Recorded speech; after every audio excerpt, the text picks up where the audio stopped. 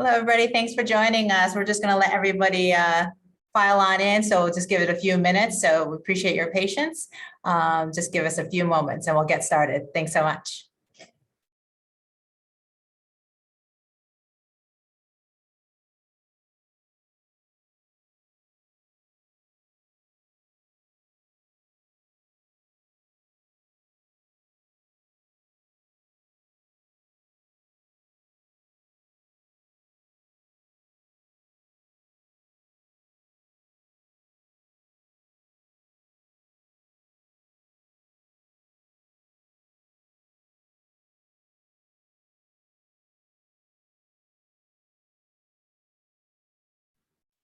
All right, it looks like a bunch of people are coming on in and joining us. So good afternoon, everybody. We appreciate you joining us. I'm just going to give you the whole intro spiel to Zoom. Good afternoon, everybody. So welcome to the 2021 Japanese Food and Restaurant Virtual Expo this year. My name is Masai Kusada, and I work with New York Mutual Trading. I'm connecting from the offices here in New Jersey.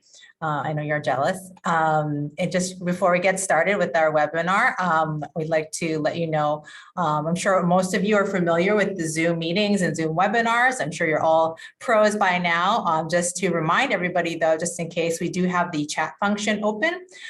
So if you want to let us know that you're here, connecting with us, feel free to put any comments and questions in that in the chat. I'll just put a little hello, everybody, in here. All right, and we also have the Q&A function at the bottom of your screen. So if you do have any specific questions that you would like to ask at any point during this webinar, we'll ask you to put the questions in the Q&A so we can make sure we have those separated out and then we can address those before the webinar is through. So we have those functions, and if just to get the chat warmed up, I'll send a question out to you guys. What does anyone have a favorite Japanese ingredient? If you type it in there, we'll make sure that the chat's working, that you're all here. Let us know what your favorite ingredient is. Of course, uni. Who doesn't love uni? Okay, so now that we got the technical stuff out of the way for as far as Zoom, I'd like to thank everybody here for joining us today.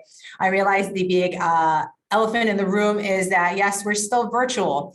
Yes, I too would rather be at the Met Pavilion and Altman Building, eating and drinking with everybody face to face. But since the US and Japan are still in the midst of the COVID battle, New York Mutual Trading has decided to cancel this year's in-person event in order to protect the health and well-being of our staff, our suppliers, of course, and you, our customers.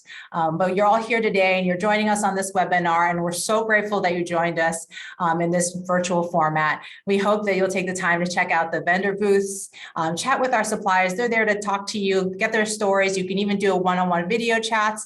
Also, make sure you take advantage of those great Expo-only deals this week. You can place your orders throughout the week, but the chatting is only for today, so make sure you get your chance to chat with our vendors.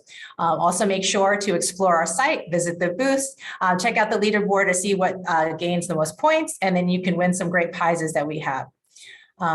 So yeah, I think we're all ready, and we're getting ready over there. Nishikawa-san, I have with us today Yoshihiro Nishikawa, also from New York Mutual Trading. He's going to be co-hosting with me and also acting as our cameraman extraordinaire. He's live on site in New York City. You see, we'll see the view over there before. I checked it out, it's pretty amazing. If we're all ready, Nishikawa-san, are you there? Yes, hi Masai-san. Hi, so Nishikawa-san is actually live on the rooftop. Oh, there you go, with this gorgeous view. We're so lucky to have this amazing day today, and he gets a great view. I have just the offices of Sea Caucus, but he gets that view. So I don't know who has the short stick here, but it looks beautiful over there. How's the weather? It's kind of windy, but do you hear me? Yeah, I can hear you. So my name is Yoshihiro Nishikawa of New York Mutual Trading. I'm working for the company as a sales rep. So thank you very much for having me today, and also thank you very much for your time. I know you guys are very busy. But today I am at Kimika, Soho, New York. So I'd like to introduce a special guest speaker, Christine Lau. So she is an executive chef at the Kimika, New York. So Kimika is an Italian and Japanese restaurant located in Soho, New York. Christine is a very talented and then makes a very unique dish using our cross-cultural experience and skills. So she's been working in the Japanese food industry for a long time. So she respects the Japanese cuisine, food, and culture as well. So we pleasure to have this respectable and the skilled chef at the webinar today.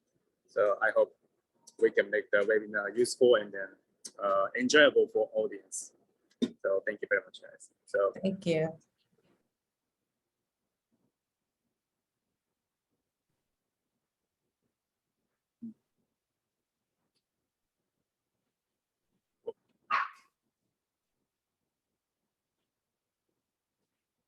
Oh, there she is, the woman of the hour. Hey. Get a mask off, yeah. Yeah, show it. Bit of a habit. So this is Christine Lau, the executive chef of Kimika, New York. So please say hi. Hi, everybody. Hi, we're so Welcome lucky to Kimika. have you. This is our beautiful rooftop. It's also called Somewhere in Nolita. We just opened the rooftop in middle of July. It's so We nice. opened, Kimika a year ago, a little over a year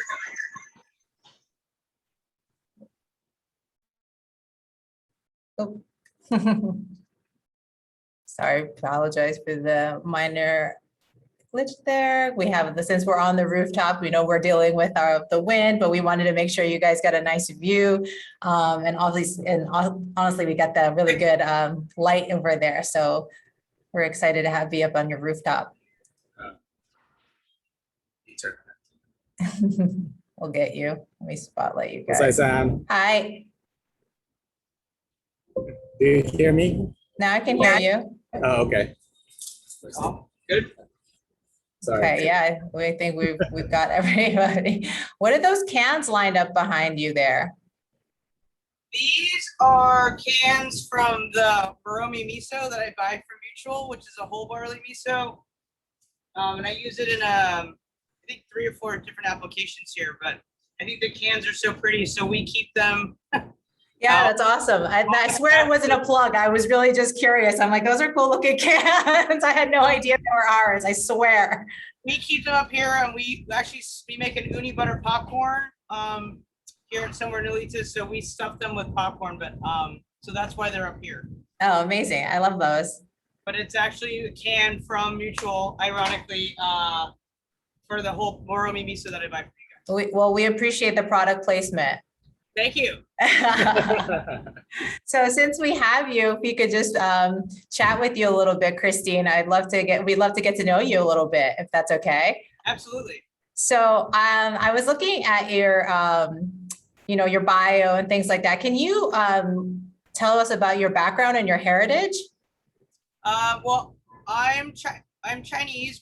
Both my family, my mom and my dad's side grew up in Hong Kong, so I'm from southern China. But I was born and raised in Oakland, California, and then I moved here to New York when I was 19. And I've been here on and off for the last 21 years, I think. Yeah, I saw in your bio that you were you went to UC Davis and then you went to NYU. I did. That's right, fellow Violet. I have a little comment saying woohoo in my notes here. But I didn't see there's no culinary school, right? In your background, official culinary school. No culinary school. I was lucky. Actually, the way I fell into this was I did it as a high school project when I was 17, and I worked at a 3-star restaurant in San Francisco as a project. And I, by whim, out of the blue, I thought I was doing something that was just for fun. Kind of fell in love with it. And struggled a lot during college to decide if I wanted to do this or something else, and met the right people at the right time and kind of just kept working at different places. And it's not self-taught, honestly, mentor and peer taught. Right. So you just essentially learned by doing. That's correct. Right. That's very interesting. It's amazing. So you don't necessarily, obviously, you've become a successful chef and you didn't have any, culinary training. So it's really about the experience of getting hands-on into the kitchens, it seems like. That's correct. Yeah. So, as Nishikawa-san introduced, the restaurant is Japanese and Italian. Any particular reason why those two? Well, we got the location and we were trying to figure out how to stand out in the neighborhood. We're really on the border of almost like three to four areas, right on the cusp of Chinatown. We're on the corner of Elizabeth and Kenmar and Nolita. So we're on the cusp of Chinatown and Little Italy. And then if you go a little further west, we're really in Nolita or like Soho almost. And then when we started planning the project, the Kenmare was a Little Italy. Unfortunately, it's a little bit sad, because of COVID, we've lost a lot of those Japanese businesses. Yeah. We are across the street from Kokoran, which I think is some of the best soba in the city. So there is that kind of camaraderie there, but we did lose a yakitori spot. We lost Ramen Lab. We lost, there was a new Nagi spot as well. So there was this little kind of strip of Japanese spots as well. So we thought that might be like a way to kind of have us stand out a little bit in this neighborhood and to really kind of be able to put together, in some ways, these meeting points of what it is geographically here. So Italian, Chinese, Asian, Japanese, etc. And can we represent that somehow in the food and the concept here in the space that we. Right. So you're like a physical intersection of those things as well as the cultural intersection. So that's interesting. Right. Yeah, that's amazing. I'm going to actually pop up here and share some photos from some of your menu items. So we have, these gorgeous, I hope everybody can see these gorgeous photos from your website that of some of the dishes that you have, including this amazing, your lasagna, your rice cake lasagna, and your, the tiramisu, and a lot of different, you don't necessarily scream either Asian or Italian, but regardless, everything looks delicious, was I think what the key thing is from these images. But the first slide I had showed before was the row, and that's ROE, just in case anyone's wondering, the row spaghetti. Can you tell us a little bit how that kind of came together? So the row spaghetti is, I would say there's this concept of an Italian Japanese cuisine that exists in in Japan, called itameshi.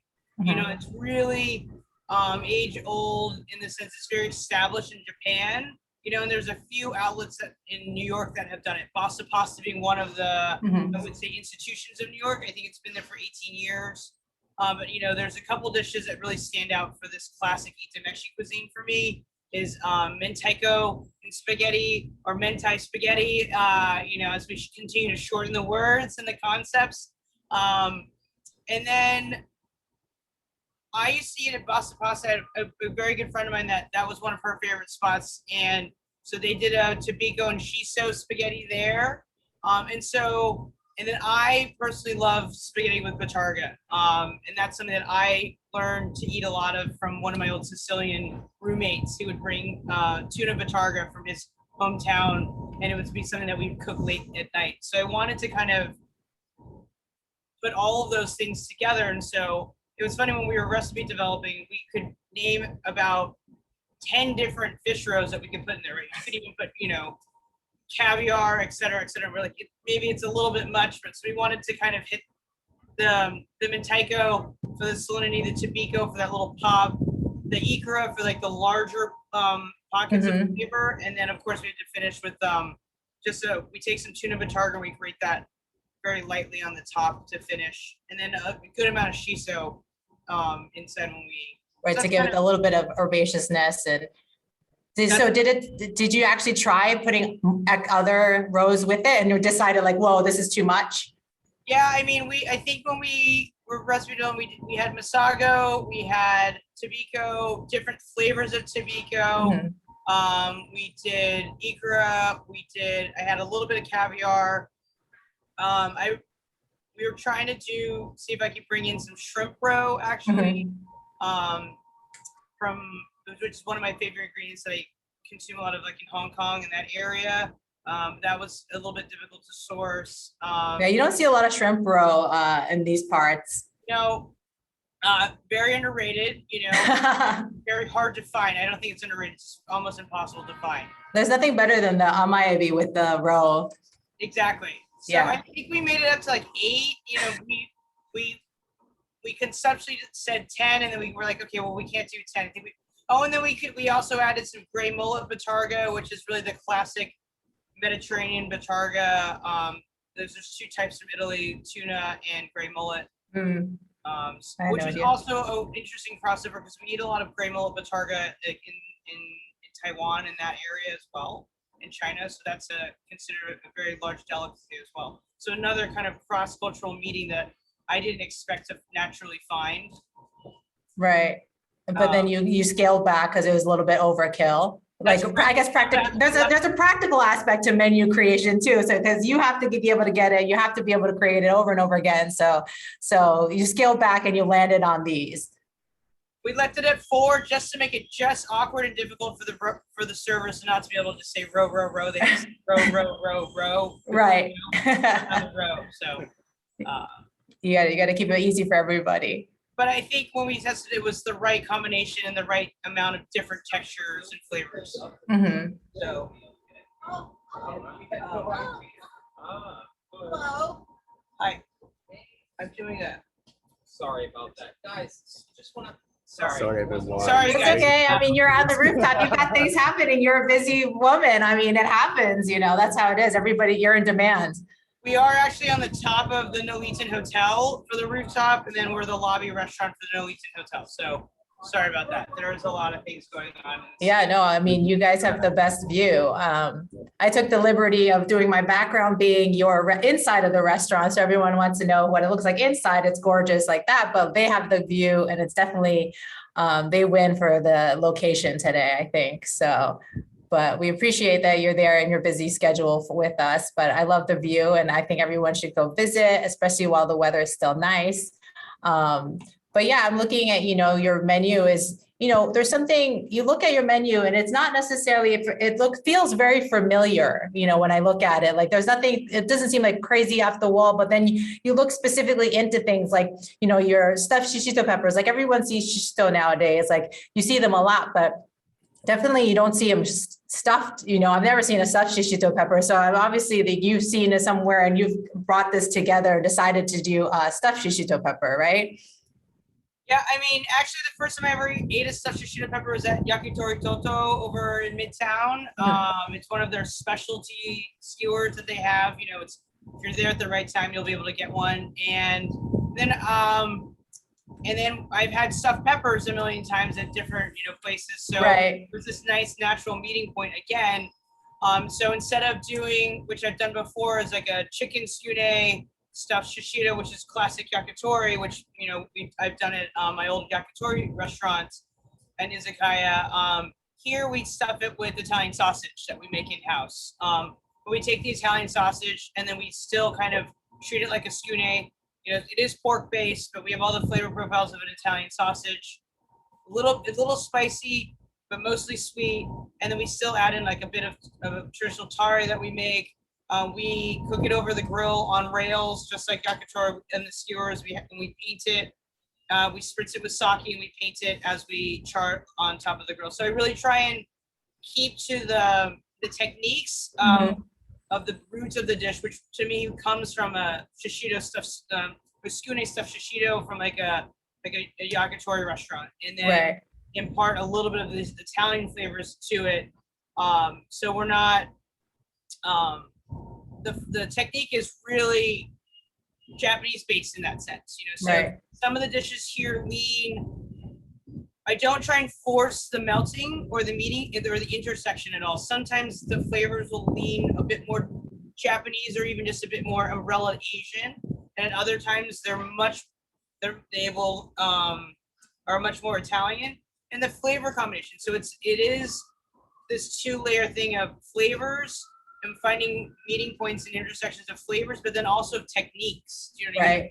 Techniques. Right. It's not like you're using all these Asian dishes and then all this technique. It's like, it's really a nice blend of like the different techniques and ingredients from, different, whether it be Italian or I noticed you have something that has like a more like a tteokbokki thing. So it's like more Korean. So it's like really a wide range and you're not really forcing it to be anything specific, I try and think that, I think a lot of it when we try and force these meeting points, that's where dishes don't really hit the mark, you know what I mean? Or they don't become memorable, or they don't evoke some sort of like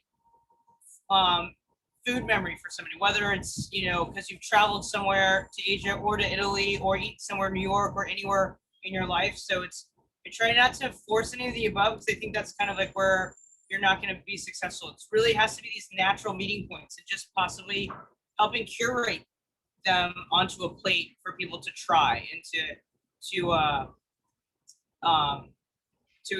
experience. Right. I feel like, when we hear the word like fusion, you hear that word sometimes and it gets a really bad rap because I feel the same way where I automatically feel kind of defensive and you feel like, oh, you're destroying this dish that my people have done, or like you feel like this is so close to your heart for whatever reason. And then you feel like, you have it on like a little bit of a pedestal, and then you get bummed out if you feel like people change it too much or make it, not what it like used to be. But, I think that, places like New York is like a melting pot, and with technology and transportation, like everybody's coming together closer and the world has gotten a lot smaller, so I think that it's hard to put everything like in a specific, like, pigeonhole everything. So do you find like there's obstacles in introducing certain combinations or, maintaining quote unquote authenticity? I do. I think we're working in the right direction in the way that people are talking about food and experiencing food as a whole. I think even when we open the restaurant here, we are labeled Japanese Italian. I think there's so much about the soul of this restaurant that is run like an Italian restaurant in that sense. The way that the structure of the menu is set up. We have these snacks and then some antipasti and then pasta separate.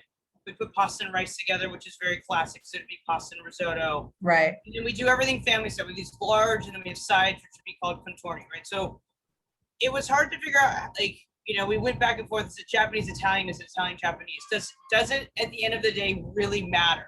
Right.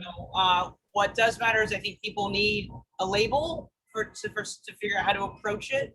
I think, will we ever get to a place where we don't need a label? I think we're a little bit a ways from that. Yeah, I agree. I think that, I tried very hard for me, like personally, is that I don't want to offend either of those specific cultures, or let alone like my own, what would be considered traditional Chinese culture and background in terms of like the recipes that I do. But, in my own being, I am what I consider to be Chinese American, or as a larger umbrella Asian American. I do think that having this kind of mixture of like a little bit of Korean, a little bit of Japanese, a little bit of Italian, a little bit of Vietnamese from my travels, a little bit of Thai, whatever flavor profiles, a little bit of Spanish. I cooked that for a couple of years.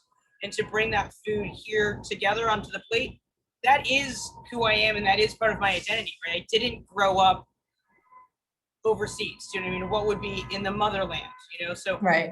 I have actually never been traditionally taught how to make, other than from my mom, which is traditional for that, but not in a way that I didn't go to school. I wasn't taught by a dim sum master or Chinese master. I have some people like, a couple mentors that have taught me a lot of things who are more Chinese backgrounds and in Japanese background, and obviously then Italian. But it is very hard to kind of find that balance, into number one, my first rule is that hopefully I'm not offending anybody, Right. And in doing so is really trying to respect like the techniques or the flavor combinations that I've been taught, and to really just kind of find, I guess the best word is these intersections, Mhm. But a good example of what do we do is like one of our most popular dishes here is this crispy rice cake dish. So it is a dish that is crispy rice cake lasagna. Sorry, there really isn't very much Japanese influence there. It is actually two things. It is going to eat late night tteokbokki. Yes, that one. Yeah, this one. Rice cakes and tteokbokki in Koreatown, because there's only so many things that are open really late in New York. And if you've been cooking in New York City long enough, you absolutely have spent some time in K-Town late night. Or in New York Noodle Town. I mean, and cooking plates, thousands and thousands and thousands of plates of some sort of bolognese. Okay, so it is meeting the two together. It's like a meat sauce meeting rice cakes and cheese, right? Because you know, a lot of times you can get, do you want to add cheese to your tteokbokki? Does it? Oh, it's all about the cheese on tteokbokki. It's so good. So it was this melting pot of the two, you know, and so it's Italian sausage, it's kimchi, it's rice cakes that I crisp up, it's a good amount of butter, it's scallions and melty cheese. Okay, so the question was, when we opened, are we calling it kimchi on the menu, or are we calling it? And so we, you know, collectively we put spicy cabbage on the menu. But honestly, like if you are in this restaurant and you sit down and you're like, can you tell me a little bit more about the spicy cabbage? It's kimchi. But Right. we needed to, you know, the facade was kind of like, we're Japanese Italian, but what are we gonna say if we write kimchi? Right. What are people gonna say about us? So There's always going to be that person who's like, that's not Japanese. that's correct. So what do we do about that? What kind Right. of conversation, or what are people gonna think? Are there gonna be comments like, does she know that there's a difference between kimchi, you know, that kimchi is Korean and not Japanese? Yes, I do, actually, believe me. Right. I also know that, you know, there are versions of kimchi that are made in Japan. There are versions of kimchi or pickled cabbage that are made in China, in different parts of, different styles in all parts of China, in Hong Kong and Taiwan, etc. There is still that kind of cross-cultural melting pot in those countries abroad as well. Yeah. Which is other completely amazing type of cuisine, you know, to say the least, you know. So I mean, there's Japanese style Chinese food, right? There's Japanese style Korean food, and vice versa. You go back and forth across, you know, it's the same way as, you know, we have American style Chinese food, you know. Right, definitely. Crossovers exist for a reason. Does it mean that one was created to insult the other? I don't think so. Is there a point where it becomes, can we continue to talk about the different, the roots of the food and continue the education so it isn't, it's like, it isn't demeaning, you know what I mean? It isn't taking advantage of others and cultural appropriating.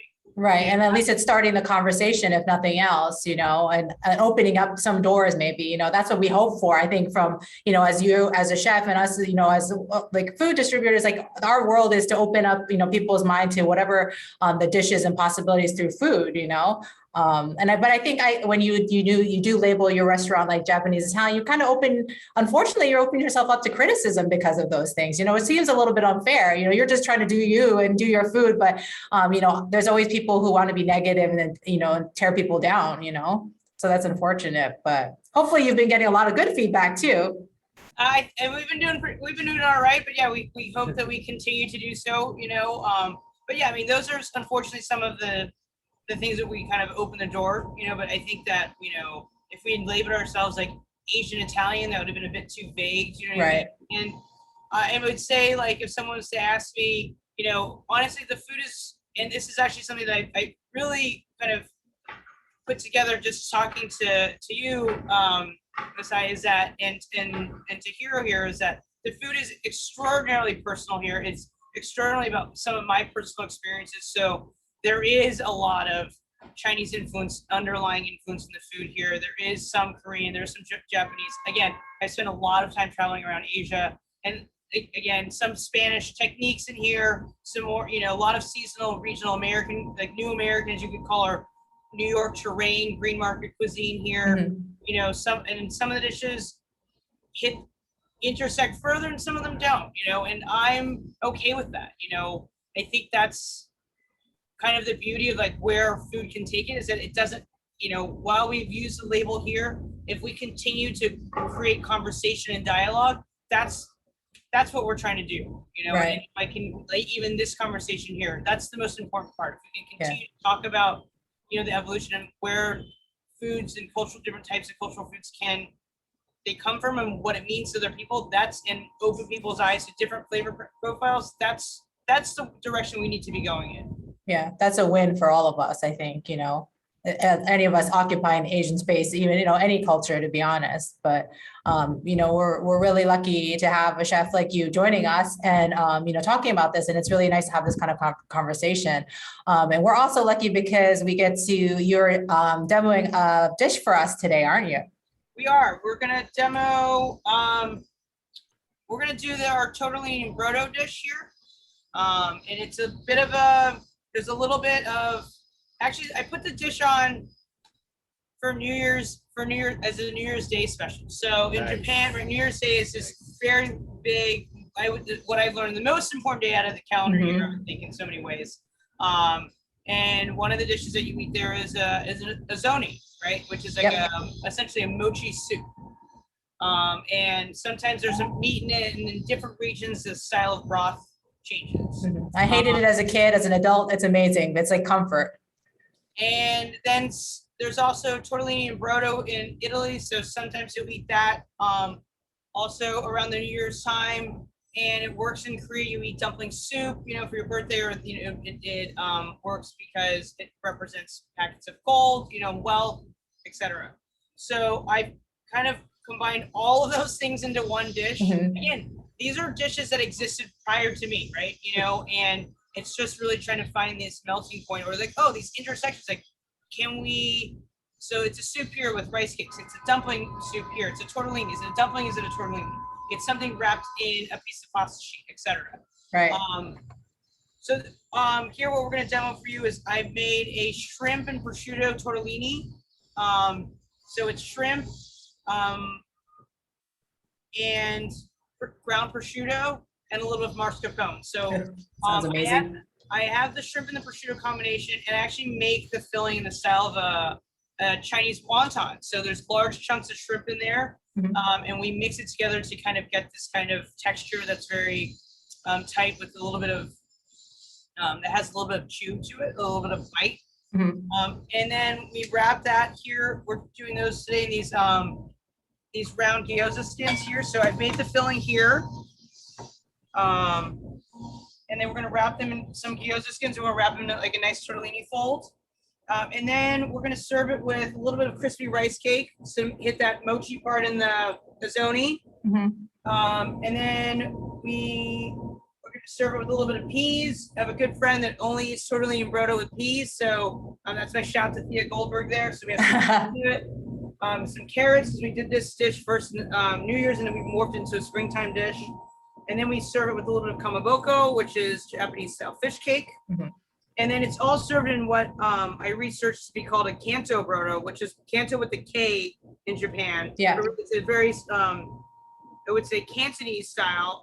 So it's a very simple soy-based broth. So we use here a little bit of kombu extract that I do buy from Mutual. That's your favorite. This is my favorite thing. Yeah, she's been raving about this. She's not just plugging it. I swear, she's raving about this. Favorite thing in the whole catalog at Mutual.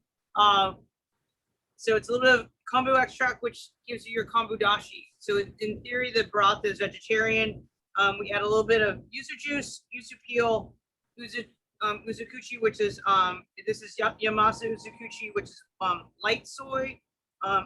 Tiny bit of sugar, tiny bit of salt, and mushroom powder. So I'll walk you through the demo here, but we'll make the tortellini first. So here we have our gyoza wrappers, and this is this prosciutto and shrimp filling that we're gonna put right into the wrapper here. Oh. You had me at shrimp and prosciutto. There's a little bit of white pepper in here and a little bit of salt and sugar and a touch of mushroom powder. And the mushroom powder is all natural, and that is a very Taiwanese and Chinese ingredient to use to kind of replace. So it adds a little bit of natural umami. Umami. Right. So those are well stuffed little pockets there. I got a little dry. Let's see if we have. I mean, you're working with the elements there, so we understand. Just let you know, this gyoza skin is from Shinwa Foods, which is from Japan. which are really nice and thin gyoza skin here, because they're too thick, then it definitely wouldn't encompass the tortellini feel. So we're gonna fold this in half, like a half moon here. Just a little bit of water to seal it, and then we're gonna pinch it closed. Oh, okay. For tortellini. So there's that. We'll do one more. So you see here in this texture, you're gonna get these chunks of shrimp. So very much in like a traditional Cantonese wonton, but then it's really emulsified together for very smooth farce or filling. Oh man, I'm so hungry now. So there's a couple here. And then these are gonna go into the steamer. So we don't boil them just because they're a little delicate. We found it to work better if we steam them. So here, we already have some for our demo, but we're gonna add a couple more. But see, here's, so we're gonna make the rest of the components now.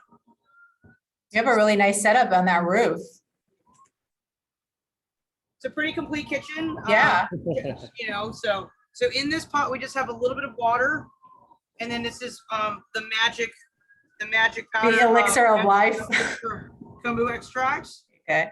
Okay. And then we're just gonna bring this up to a boil. And then we're gonna add a little bit of sake. We're gonna add a little bit of salt. A little bit of sugar. And a little bit of this mushroom powder.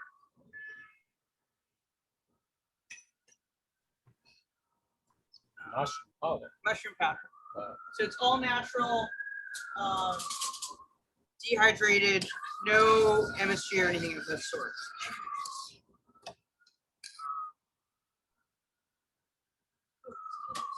And sorry, a little bit of the soy sauce.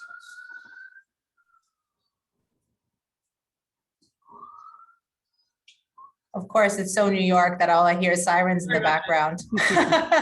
So New York, it makes me not miss living in the city anymore. And a little bit of this uzukuchi here. Okay. Touch. Oh, it's a real touch. Get a little color. So this broth that's the base of the broth here. So it's very clear. And then we're gonna add a little bit of this yuzu peel here. So it's yuzu peel that it's a frozen product here, but we just add a little pinch here because it's pretty strong.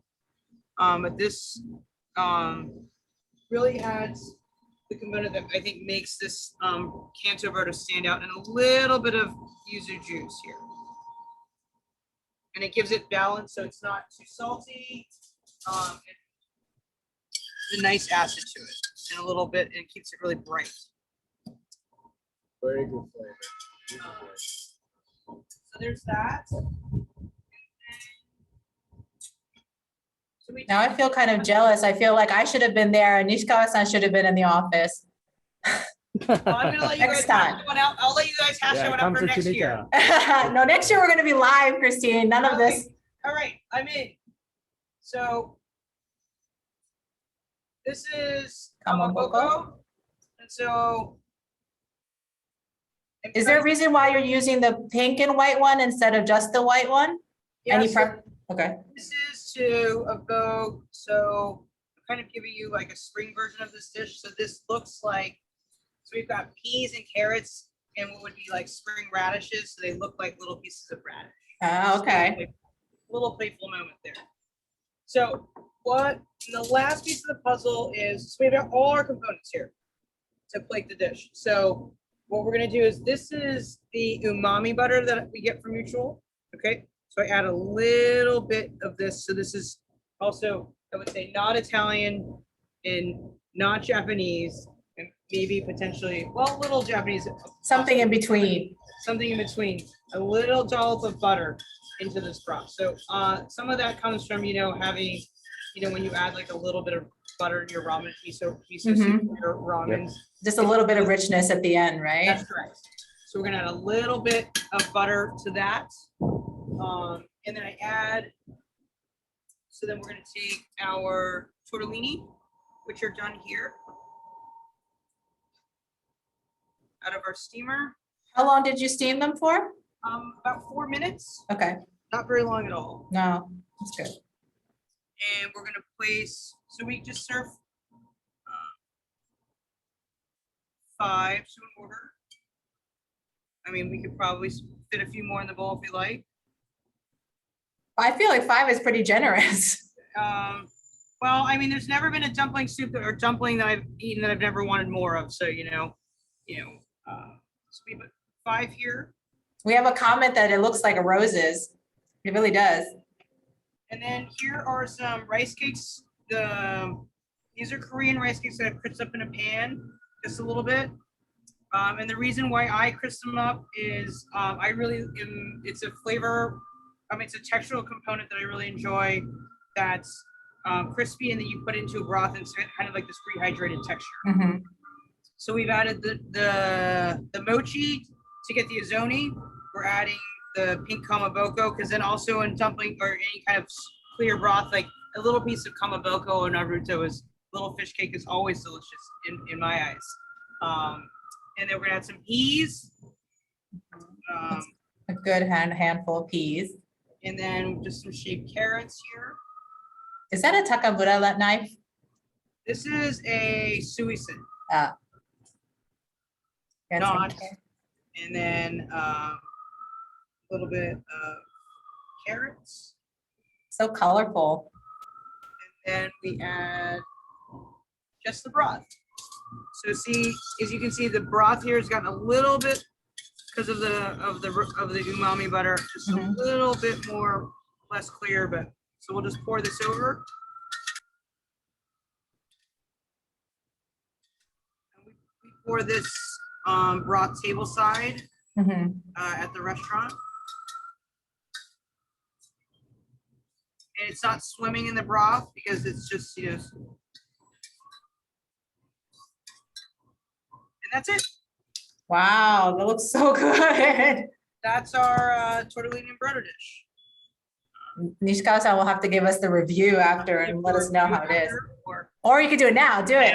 Now, do it. Beautiful. We want a full review. See if this is his future or career.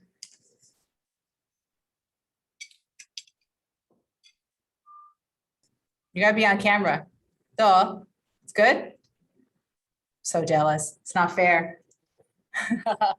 I mean, it looks so simple, but it has so many different components, Lots of different flavors. You've got the little bit of the yuzu, which brightens the broth up. So, and then the prosciutto tortellini is very savory forward because of prosciutto. So it's a nice little balance of the two. Yeah, it's so good. I taste a lot of different flavors, like dashi flavor, yuzu, and also some Japanese other food flavor.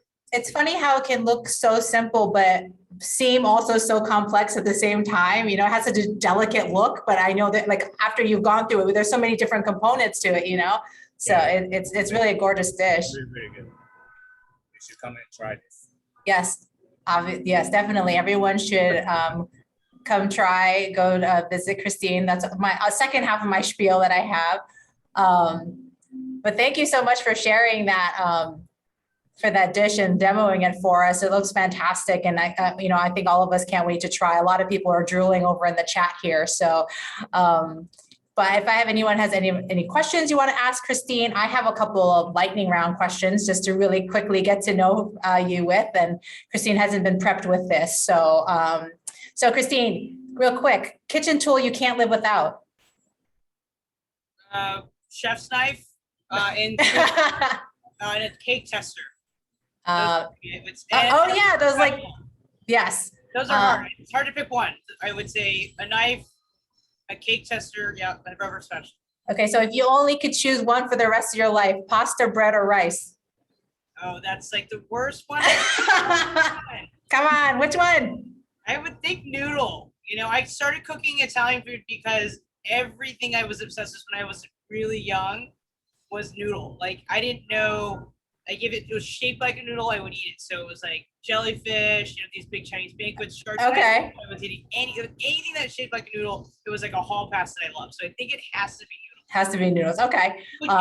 Which then also encompasses pasta, right? Pasta. Yeah, I think that's in the same realm. So I think we'll go with pasta then. That's a really hard one though. I know, but I love asking though, because I'm like, oh, which one I would do? I think I would say like rice as an Asian, but then I'm like, I really like bread. I mean, it's either noodle or rice. I mean, I honestly, bread isn't in the cards. It's one of those two. Really? Okay. Yeah, to be quite honest. Okay, so now we know. It doesn't mean I don't like bread by any means, but it's a real hard one I think it's hard to ask any Asian noodle or rice. Totally. That's why I asked it. I wanted to know. It's a kind of a trick question. Is there any Japanese ingredient that you want to introduce to the masses, or you want people to love as much as you do, that you feel like isn't getting enough credit? Well, I mean, this is the most amazing part.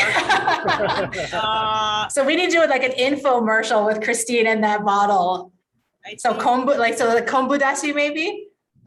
I mean, I think just the beauty of like kombu dashi, or even, like katsubushi dashi. Do you know what I mean? I think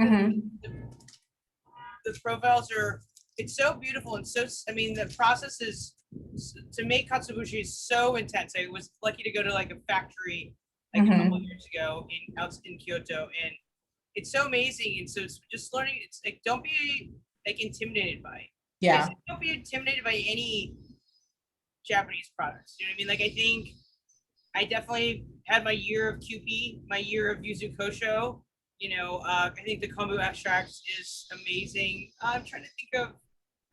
I think it's a part of the process. You start at the mayonnaise, you go to the more complicated, and you go to the yuzu, and then you slowly go down that road, and you get more and more complicated and more, a little more esoteric Japanese ingredients. So everybody has to have their own journey, I think.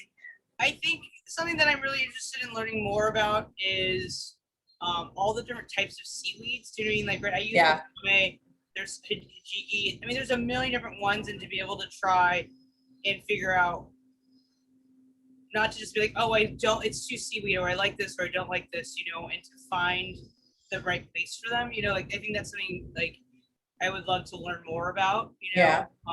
Maybe we'll see a dish one of these days with a lot of different kinds of textures of seaweeds. Well, we do have Christine here, my pastry chef Clarice, created these Italian breadsticks that are each hand pulled, and we use 3 different types of nori there. Seaweed. We use ao nori in one, we use wakame in another, and then we make one that's like senbei based. So we use like a longer sushi nori we cut into strips, and then we mix it with this soy and sugar. So yeah, so it's kind of like that, like just. And then what are the 12 past that? Do you know what I mean? I've randomly gotten some products from you guys that I'm like, I'm not really sure what to do with this one. What's the original intention, or how do people use it?